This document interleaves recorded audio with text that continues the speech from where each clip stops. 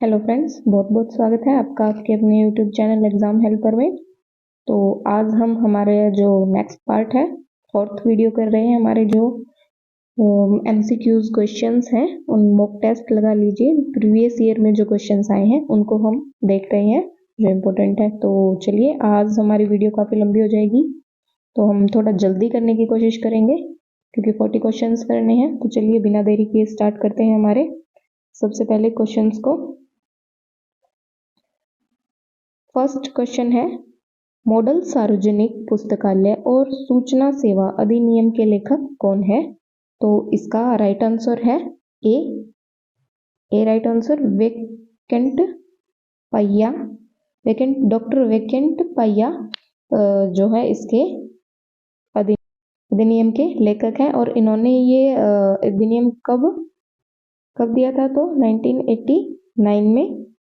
And फिर इसको बाद में रिवाइज किया गया था, वापस से अपडेट किया गया था लगा लीजिए।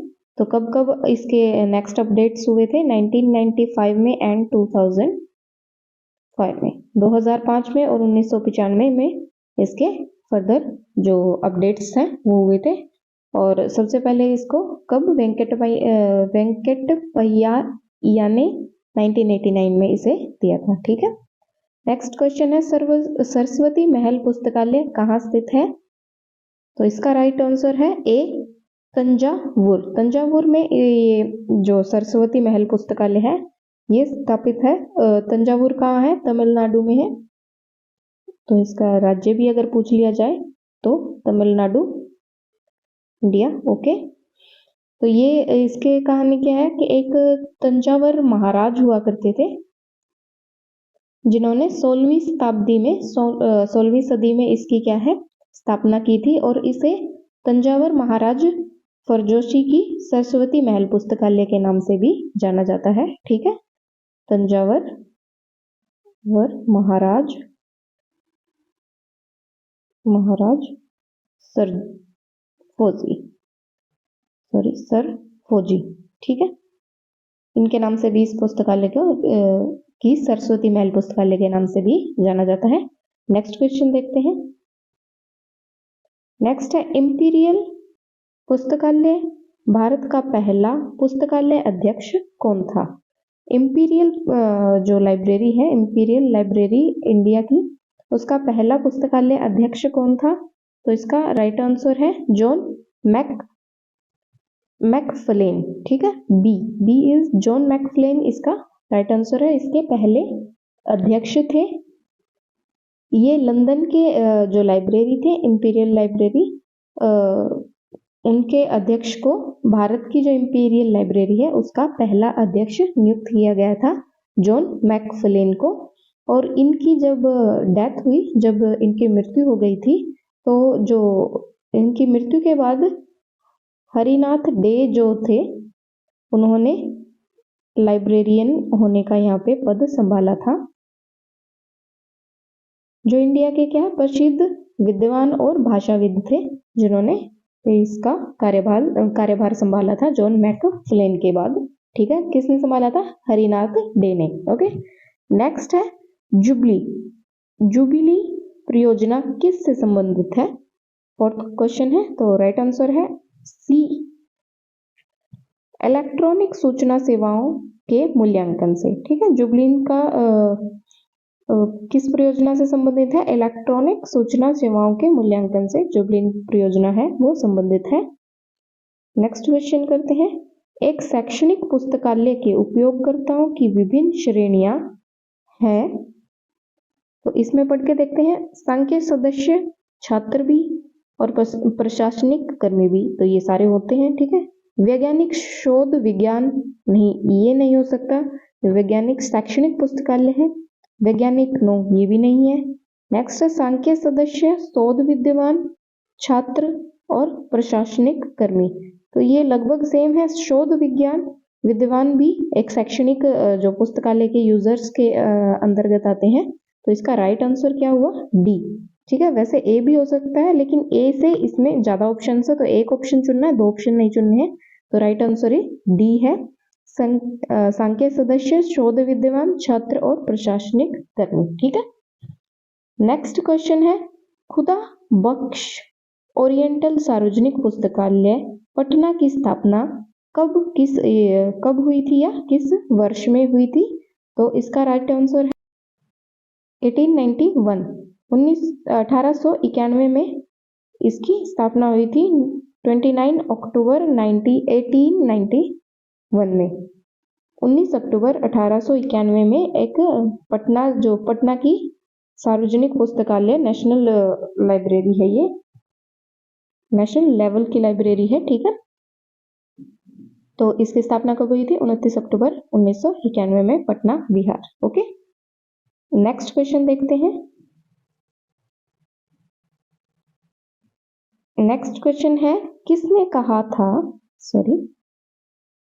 किसने कहा था कि सार्वजनिक ग्रंथालय की जिम्मेदारी और स्थानीय एवं राष्ट्रीय प्राधिकरण की है? इसका समर्थन निश्चित निधियों एवं वित्त पोषण राष्ट्रीय एवं स्थानीय सरकारों द्वारा किया जाना चाहिए।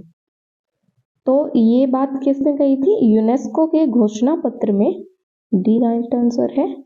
यूनेस्को के घोषणा पत्र है, उसमें क्या कहा गया है कि जो सार्वजनिक ग्रंथालय हैं उनकी जिम्मेदारी स्थानीय और राष्ट्रीय प्राधिकरण की है और इसका समर्थन निश्चित निधियों और वित्त पोषण राष्ट्रीय एवं स्थानीय सरकारों द्वारा किया जाना चाहिए। ये आदेश, ये घोषणाएं किसकी थी? यूनेस्को घोषणा पत्र की। ठीक है। यूनेस्को जो घोषणा पत्र था वो 1949 में यूनेस्को के द्वारा अनुमोदित किया गया था।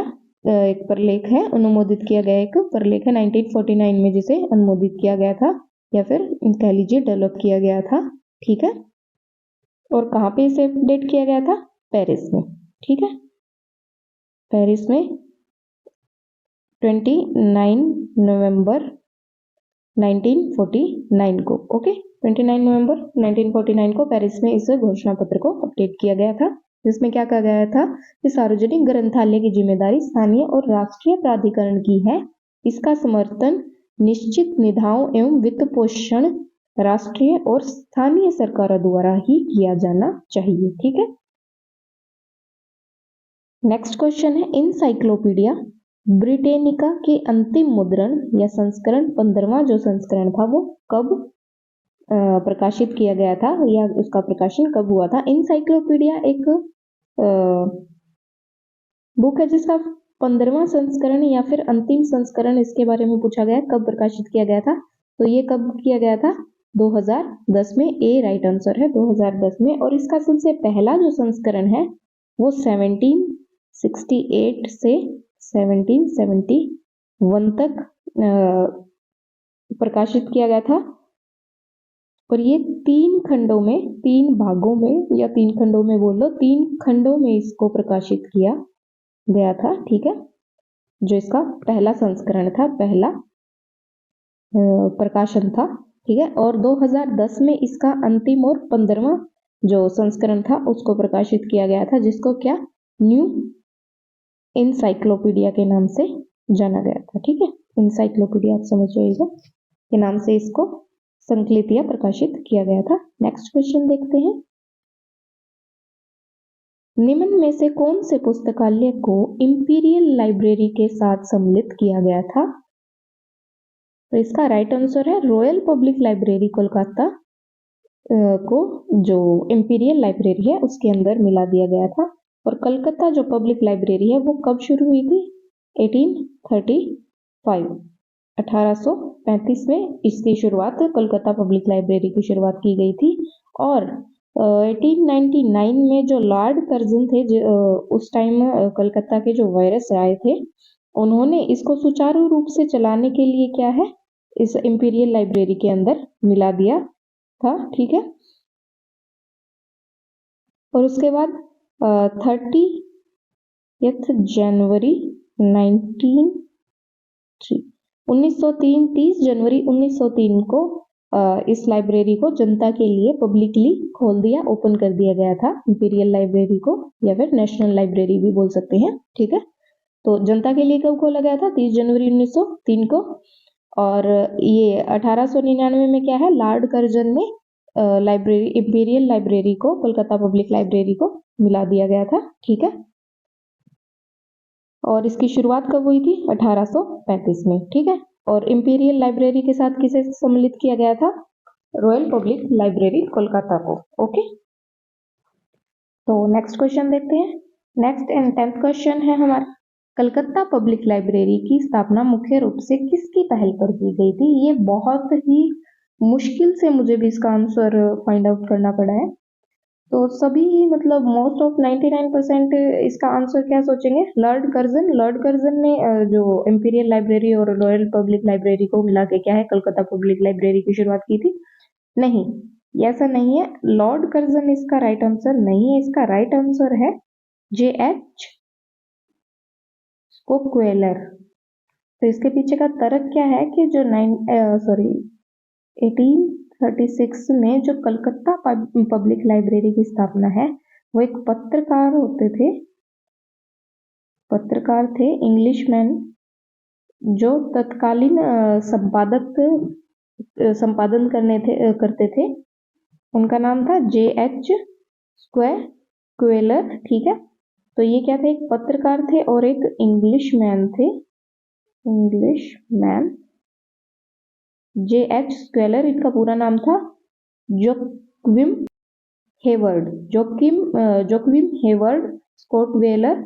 इनके सुझाव पर क्या है, जो कोलकाता पब्लिक लाइब्रेरी की मुख्य रूप से पहले का सुझाव इन्होंने दिया था। ठीक है, नेक्स्ट क्वेश्चन करते हैं।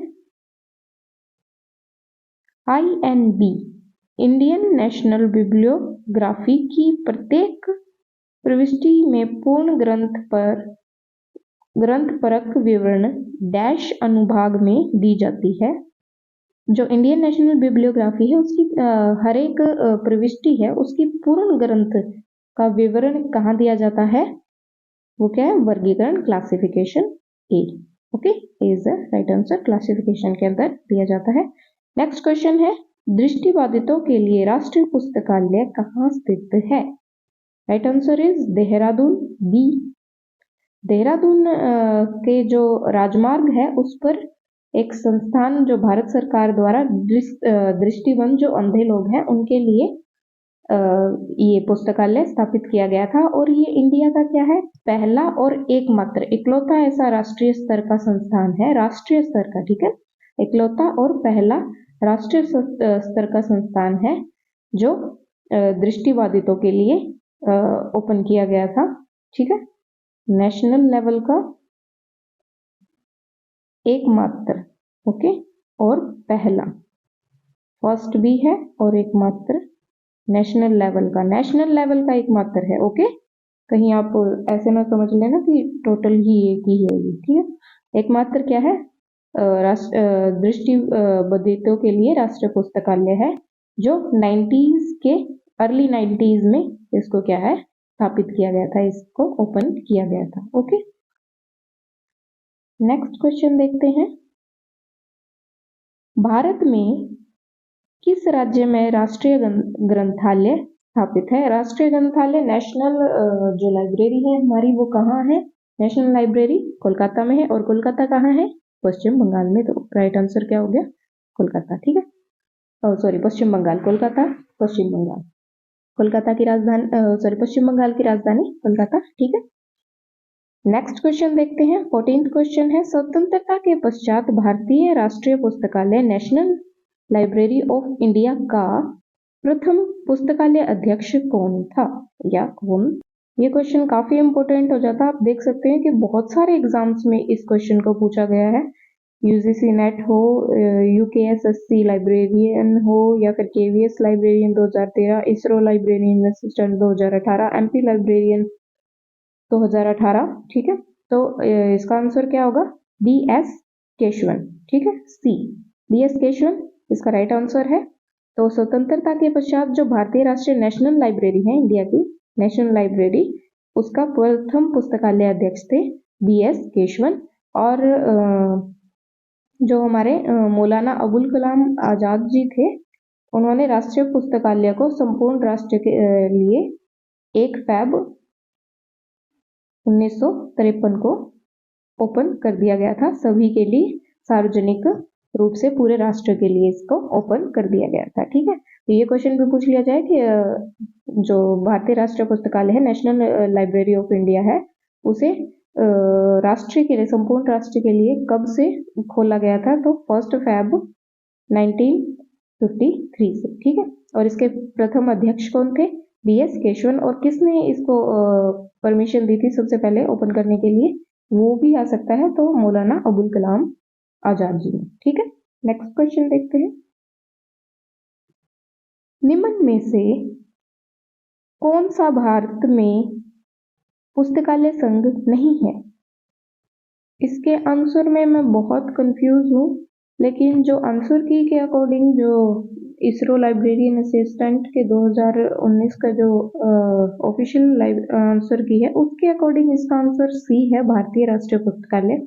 पर सॉरी, मुझे ये क्वेश्चन कुछ समझ नहीं आया कि भारत में भारतीय पुस्तकालय संघ नहीं है, उसका राइट आंसर भारतीय राष्ट्रीय पुस्तकालय कैसे है? तो ये आप मुझे कमेंट करके, आपको अगर पता है तो प्लीज बताइएगा। ठीक है, हम नेक्स्ट क्वेश्चन करते हैं। किस वर्ष में इंपीरियल लाइब्रेरी कलकत्ता का नाम परिवर्तित किया गया? इंपीरियल लाइब्रेरी कलकत्ता का नाम परिवर्तित किस वर्ष में किया गया था? तो राइट आंसर है 1948 में। B is the right answer. Okay, और इसका नाम क्या कर दिया गया था? National library. ठीक है, जो नेशनल लाइब्रेरी कोलकाता, जिसके नाम से हम जानते हैं, इंडिया की जो नेशनल लाइब्रेरी है कोलकाता, उसका ही नाम पहले क्या था? इंपीरियल लाइब्रेरी, जो 1948 में चेंज कर दिया गया था। नेक्स्ट क्वेश्चन देखते हैं। 17th क्वेश्चन है, जनता के लिए भारत के राष्ट्रीय पुस्तकालय किसके द्वारा खोला गया? अभी मैंने जस्ट 2 ही क्वेश्चन पहले शायद बताया था, जिसके राष्ट्रीय पुस्तकालय के पहले अध्यक्ष थे कौन थे? BS केशवन थे। और राष्ट्रीय पुस्तकालय को जनता के लिए या फिर संपूर्ण राष्ट्र के लिए कब, किसके द्वारा खोला गया था? तो राइट आंसर क्या था? मौलाना अबुल कलाम आजाद जी के द्वारा जो राष्ट्रीय पुस्तकालय है, नेशनल लाइब्रेरी है, उसको खोल दिया गया था। नेक्स्ट क्वेश्चन है, पुस्तकालय का सही वर्गीकरण या प्रकार क्या है? तो इसका राइट आंसर है public, academic and special libraries. A is the right answer. ठीक है, नेक्स्ट क्वेश्चन देखते हैं।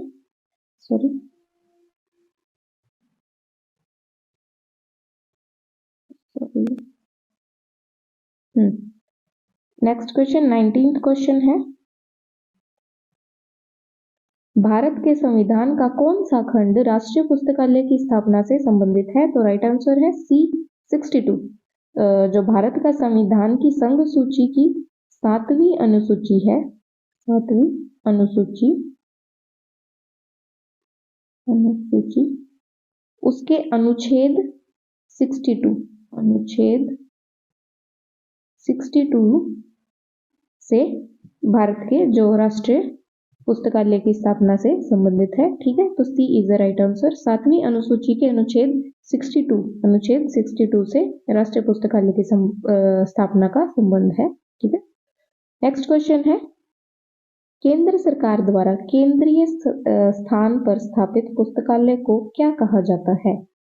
तो केंद्रीय स्थान पर, केंद्र मतलब सेंट्रल लेवल पर, तो इसका ऐसे मत समझ लेना कि केंद्रीय पुस्तकालय बोला जाएगा, नहीं, नेशनल लाइब्रेरी। ओके, कंफ्यूजिंग है, लेकिन केंद्रीय मतलब सेंट्रल लाइब्रेरी नहीं होती, नेशनल लाइब्रेरीज होता है नाम। ठीक है, क्या होता है नाम? नेशनल लाइब्रेरी, ना कि central library. Okay, next question देखते हैं।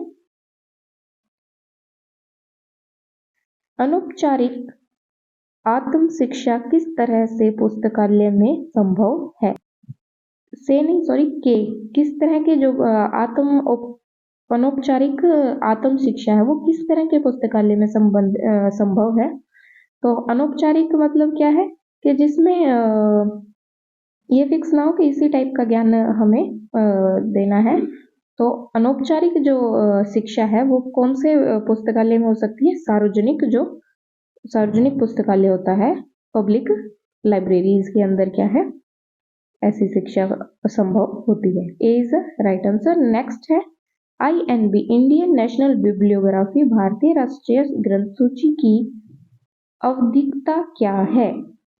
जो इंडियन नेशनल बिब्लियोग्राफिक है वो किस टाइम पीरियड पर कैसे प्रकाशित होती है? तो उसकी अवधि है, उसकी अवधि क्या है? मासिक, मंथली। ठीक है, मंथली रूप से 1964 से ये बिब्लियोग्राफी जो है प्रकाशित होती आ रही है। ठीक है, बीच बीच में कई बार जैसे इसको बाधित भी किया गया है, जिससे ये बीच बीच में कई बार रुकी भी है, लेकिन इसका जो प्रोसेस है प्रकाशित होने का, इसकी अवधि है वो क्या है? मंथली है। 1964 से ये मंथली प्रकाशित होती आ रही है। ठीक है, नेक्स्ट क्वेश्चन देखते हैं। आप सोच रहे होंगे इतने जल्दी जल्दी क्यों करवा रहे हैं?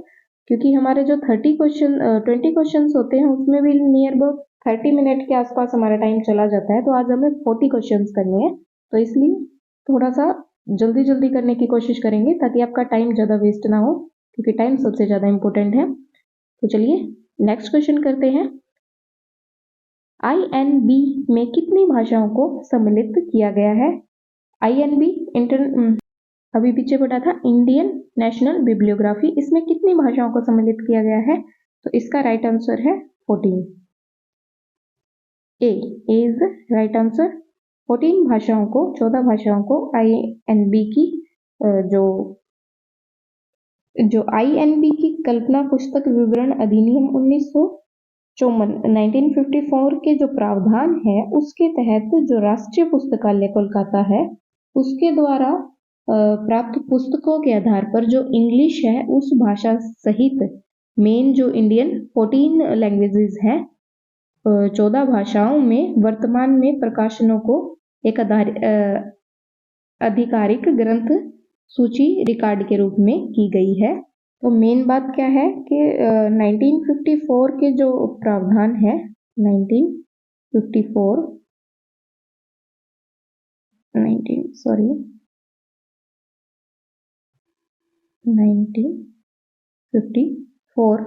के प्रावधान राष्ट्रीय पुस्तकालय कोलकाता के अकॉर्डिंग क्या है, इंग्लिश और अन्य जो भारत की मेन भाषाएं हैं वो सभी मिला के 14 जो लैंग्वेजेस हैं उसके अंदर उनके अंतर्गत ही INB जो इंडियन नेशनल बिब्लियोग्राफी है उसका प्रकाशन किया जाता है। ठीक है, नेक्स्ट है, कौन मेरा सार्वजनिक पुस्तकालय स्थित है? कहाँ पर स्थित है?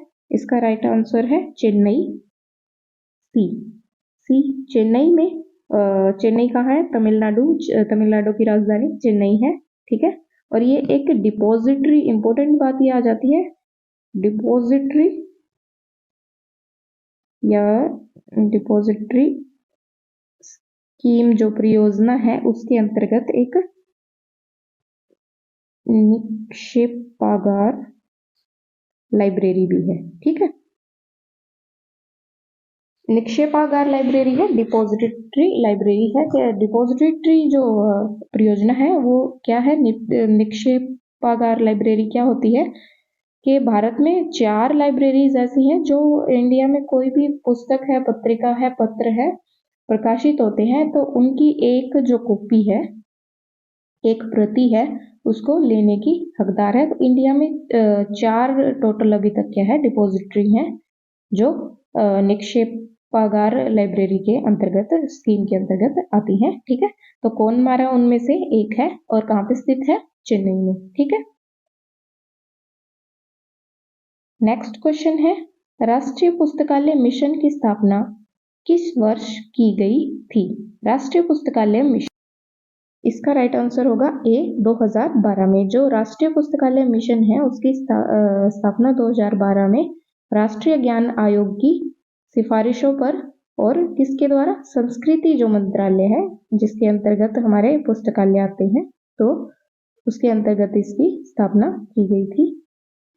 नेक्स्ट क्वेश्चन, वही क्वेश्चन आ गया है, निक्षेपागार जो होता है वो क्या होता है उसके बारे में पढ़ेंगे। डिपॉजिटरी लाइब्रेरी प्रोग्राम क्या होता है, तो क्वेश्चन पढ़ते हैं। सबसे पहले, कौन सा पुस्तकालय प्रकाशित की गई प्रत्येक पुस्तक की एक निःशुल्क कॉपी प्राप्त करने के लिए कानूनन हकदार होता है?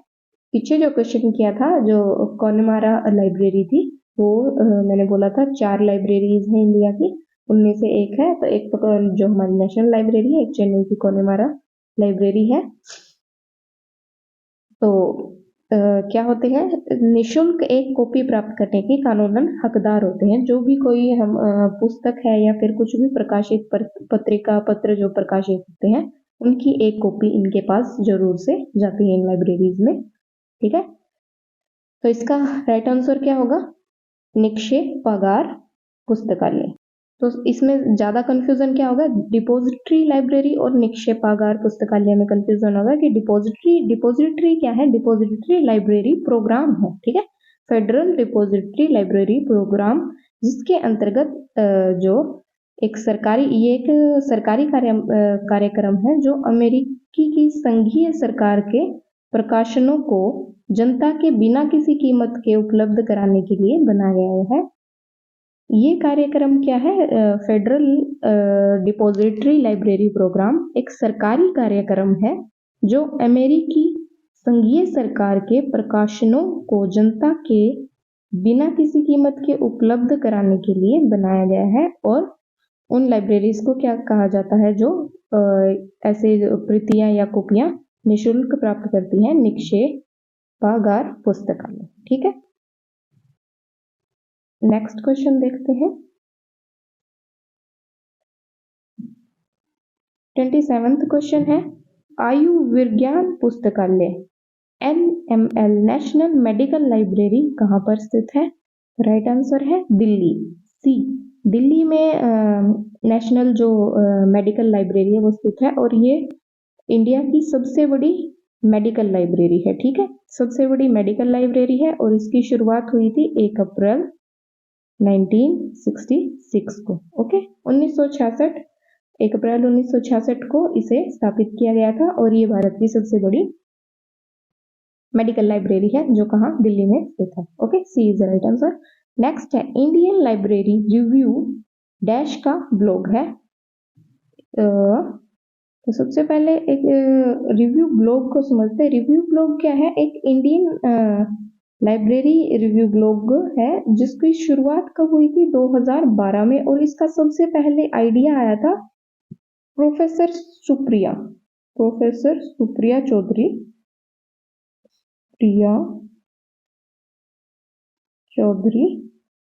2011 में उनके माइंड में ये आइडिया आया था रिव्यू ब्लॉगिंग के लिए, इंडियन लाइब्रेरी रिव्यू ब्लॉगिंग के लिए। ठीक है, और 2012 से इसकी शुरुआत की गई थी। और ये जो ब्लॉग है इसको ब्लॉग पोस्ट पर सबसे पहले बनाया गया था, जो गूगल का एक फ्री ब्लॉगिंग प्लेटफॉर्म है। ठीक है, किस पे बनाया गया था, ब्लॉग स्पॉट। ठीक है, ब्लॉग स्पॉट पर सबसे पहले इसका एक ब्लॉग बनाया गया था, जो गूगल का एक निशुल्क या फिर फ्री ब्लॉगिंग प्लेटफॉर्म है। ठीक है, Google free platform, blogging platform. ठीक है, ब्लॉगिंग प्लेटफॉर्म है ब्लॉग स्पॉट। ओके, और 2012 में इसको सबसे पहले बनाया गया था। किसके माइंड में सबसे पहले ये आया था, प्रोफेसर सुप्रिया चौधरी के 2011 में उनके माइंड में ये आइडिया आया था डिजिटली ब्लॉगिंग के लिए। ठीक है, तो इंडियन लाइब्रेरी रिव्यू का ब्लॉग रिव्यू डैश का ब्लॉग है, किसका है, भारतीय राष्ट्रीय पुस्तकालय कोलकाता का ब्लॉग है। ठीक है, राइट आंसर होगा भारतीय राष्ट्रीय पुस्तकालय कोलकाता। 2012 से इसे शुरू किया गया था। इसको शुरुआत में शुरू करने वाले जो थे वो थी प्रोफेसर सुप्रिया चौधरी अभी। एंड किस प्लेटफॉर्म पे इसको शुरू किया गया था, ब्लॉग स्पॉट, जो गूगल का एक फ्री ब्लॉगिंग प्लेटफॉर्म है। ठीक है, नेक्स्ट क्वेश्चन करते हैं। भारतीय राष्ट्रीय संदर्भ ग्रंथ सूची के खंडों की कंप्यूटरीकृत पीढ़ी की शुरुआत कब से हुई? तो कंप्यूटरीकृत जो पीढ़ी है उसकी शुरुआत हुई थी 2000 से। ठीक है, सन 2000, B is right answer. Next question है, भारत में राष्ट्रीय पुस्तकालय का सप्ताह कब मनाया जाता है? तो ये आपको जरूर पता होना चाहिए अगर आप एक लाइब्रेरियन बनने जा रहे हैं। तो इसका राइट आंसर है ए, 14 नवंबर से 20 नवंबर तक। ठीक है, 14 नवंबर टू 20 नवंबर। ओके, और इसकी शुरुआत कब से की गई थी? इंडियन लाइब्रेरी एसोसिएशन द्वारा इसे 1968 से इसे लाइब्रेरी वीक के रूप में घोषित किया गया है। ठीक है, इंडियन लाइब्रेरी एसोसिएशन ने 1968 में 14 नवंबर से 20 नवंबर तक के सप्ताह को लाइब्रेरी सप्ताह के रूप में घोषित किया गया है। ठीक है, 1968 में किया था, अब तक हो रहा है मतलब। तो लाइब्रेरी पुस्तकालय सप्ताह कब है? 14 नवंबर से 20 नवंबर के बीच में। ठीक, नेक्स्ट क्वेश्चन देखते हैं। नेक्स्ट क्वेश्चन है, राष्ट्रीय पुस्तकालय मिशन का पुनर्गठन कितने वर्षों में किया जाता है?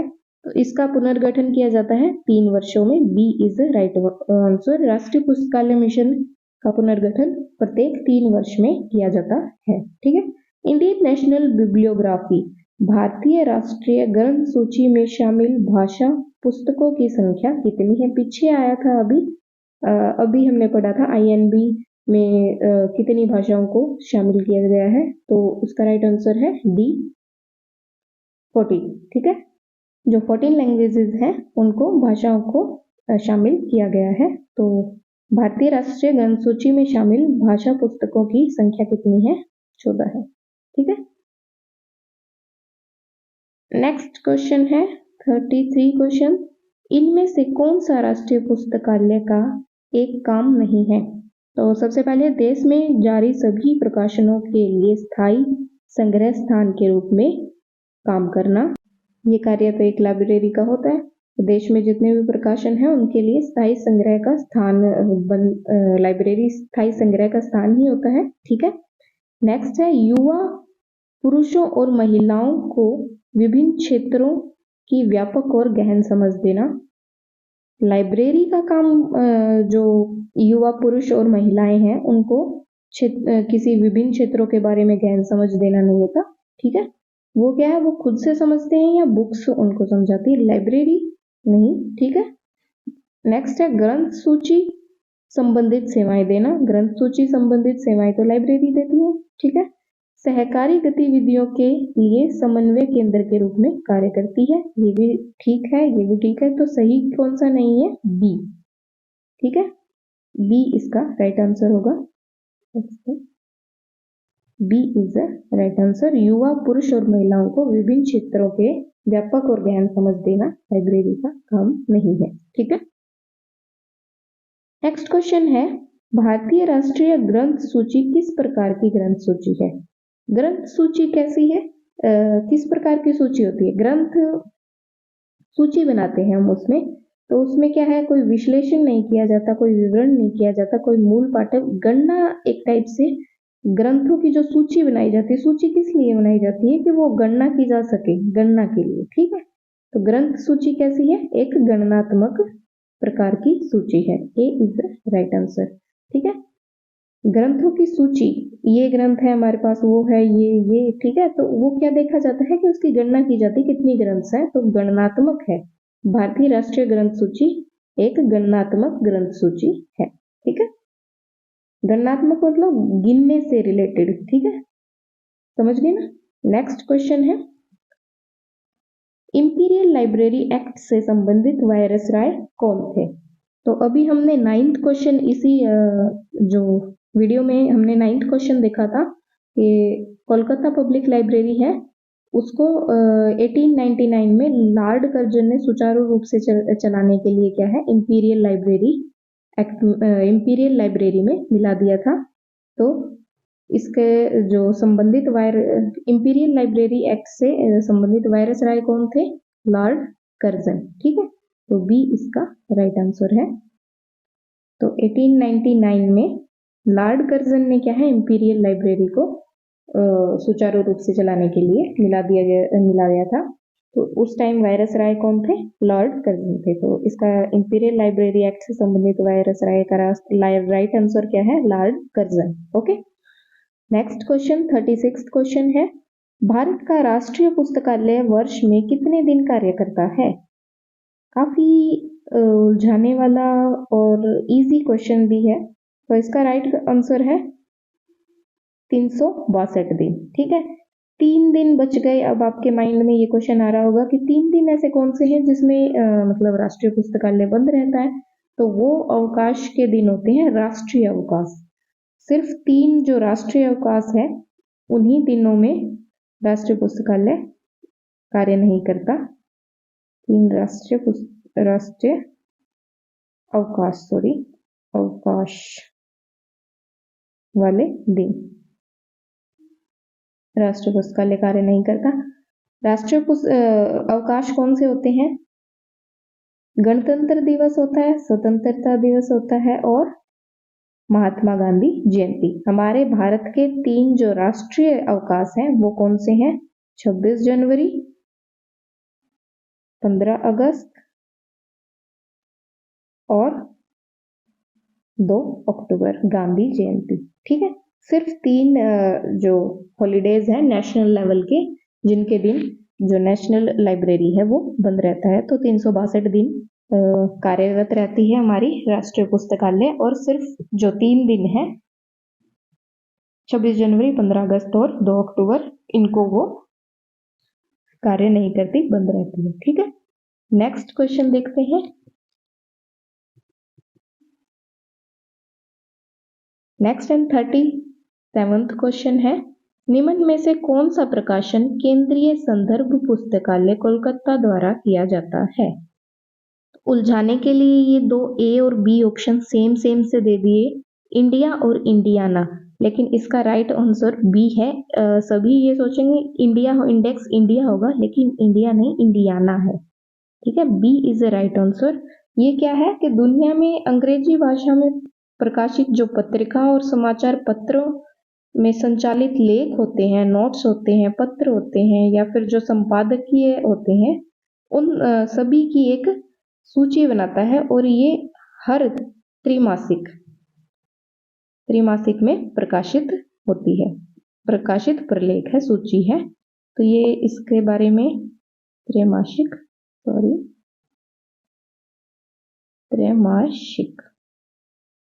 इसके बारे में ये भी पूछ लिया जाए कि इंडेक्स इंडियाना है वो किस गैप पर प्रलेखित या प्रकाशित होती है, तो त्रैमासिक है। ठीक है, इंडेक्स इंडियाना त्रैमासिक रूप से प्रकाशित की जाती है। और इसमें क्या है कि जो दुनिया भर में अंग्रेजी भाषा में जो प्रकाशित पत्रिकाओं और समाचार पत्र हैं, उनमें चयनित लेख और संपाद और जो नोट्स और पत्र होते हैं, उनको उन सभी की त्रैमासिक प्रलेखन सूची देती है। ठीक है, index Indiana. Okay, right answer है केंद्रीय संदर्भ पुस्तकालय कोलकाता द्वारा कौन सी जो प्रकाशन है वो प्रकाशित किया जाता है? Index Indiana, B is the right answer. Next question है, भारतीय ग्रंथालय संघ का निर्माण हुआ था जिसका मुख्यालय कोलकाता में स्थित है। कब हुआ था जिसका मुख्यालय कोलकाता में स्थित है? तो 1933 में। सी इज द राइट आंसर। भारतीय ग्रंथालय संघ का निर्माण 1933 में हुआ था, जिसका मुख्यालय कोलकाता में स्थित है, और इसके जो पहले अध्यक्ष थे वो कौन थे? M.O. थॉमस।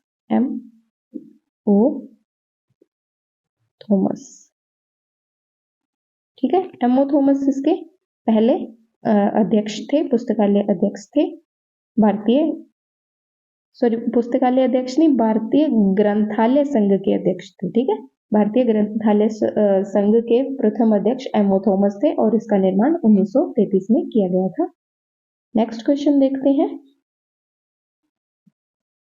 39th क्वेश्चन है, भारतीय राष्ट्रीय ग्रंथालय मिशन किस वर्ष में स्थापित हुआ?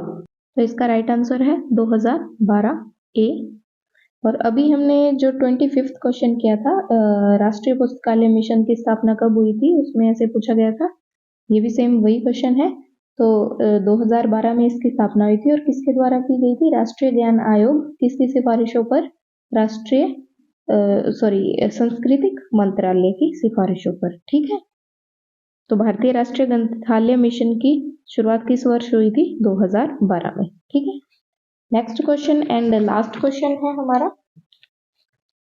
एप्लीकेशन प्रोग्राम इंटरफेस API भाषा का प्रयोग किसके लिए किया जाता है? सबसे पहले एपीआई को समझते हैं। एपीआई क्या है? जो दो सॉफ्टवेयर के घटकों को परिभाषाओं को एक प्रोटोकॉल के एक सेट का उपयोग करके एक दूसरे के साथ संवाद करने में जो सक्षम बनाते हैं वो एपीआई एप्लीकेशन प्रोग्राम इंटरफेस होते हैं। ठीक है, जैसे क्या है कि मौसम, इसका एग्जांपल लेते हैं। मौसम विभाग डेली मौसम के बारे में अपडेट्स देता है कि आज इतने डिग्री टेम्परेचर है, आज मौसम ऐसा है, आज बारिश होगी या फिर आज आसमान साफ होगा। तो ये हम ये सब जानकारियाँ फिर हम अपने मोबाइल फ़ोन में जैसे वेदर ऐप है उसको डाउनलोड कर लेते हैं। तो मौसम विभाग से हमारे फ़ोन में जो वेदर ऐप पे जो जानकारियाँ आती है, अपडेट होती रहती हैं, वो क्या है? एपीआई के थ्रू आती है। ठीक है, एप्लीकेशन प्रोग्राम इंटरफेस के थ्रू हमारे फ़ोन में जो संवाद होता है वो क्या है? एपीआई के थ्रू होता है। तो जो दो सॉफ्टवेयर हैं उनके प्रोटोकॉल का एक सेट का उपयोग करके, दो सॉफ्टवेयर एक प्रोटोकॉल के एक सेट का यूज करके एक दूसरे से संवाद करने में सक्षम होते हैं, संवाद करते हैं, उसे क्या कहते हैं? एपीआई। ठीक है, तो एपीआई एपीआई भाषा का प्रयोग किसके लिए किया जाता है? ग्राफिक यूजर इंटरफेस के लिए किया जाता है, क्योंकि मैनेजमेंट का इसमें कोई काम नहीं है। ग्राफिकल जो यूजर है वो इंटरफेस करने के लिए A is the right answer for. Okay, आज के क्वेश्चन यहीं खत्म होते हैं। वीडियो ज़्यादा लंबी नहीं खींचते, यहीं कंप्लीट कर देते हैं। तो आपको वीडियो कैसी लगी जरूर कमेंट करके बताइएगा, और please like share and subscribe channel. और आपके एक लाइक से मुझे बहुत सा प्रोत्साहन मिलता है। अगर आप वीडियो देख लेते हैं, सब्सक्राइब नहीं करते, तो प्लीज़ चैनल को सब्सक्राइब कर दीजिएगा, क्योंकि आप देखते हो जैसे मुझे ऐसे फील होता है कि मेरे सारे जो व्यूअर्स हैं वो मेरे वीडियोस से हैप्पी हैं और आगे से आगे इंतज़ार करते हैं, वीडियोस को देखते हैं। तो मेरा ज़्यादा मन करता है कि मैं आगे जल्दी जल्दी वीडियोस को अपलोड करूं। तो आप प्लीज़ सपोर्ट कीजिएगा ताकि मैं मोटिवेट हो सकूँ और जल्दी जल्दी वीडियोस को अपलोड कर सकूँ। So thank you and have a nice day. और बाकी आपको मेरे टेलीग्राम और इंस्टाग्राम के जो लिंक्स हैं वो डिस्क्रिप्शन में दे दूँगी। अगर कोई क्वेरी है तो आप वहाँ पे मुझसे कॉन्टैक्ट कर सकते हैं। Thank you and bye.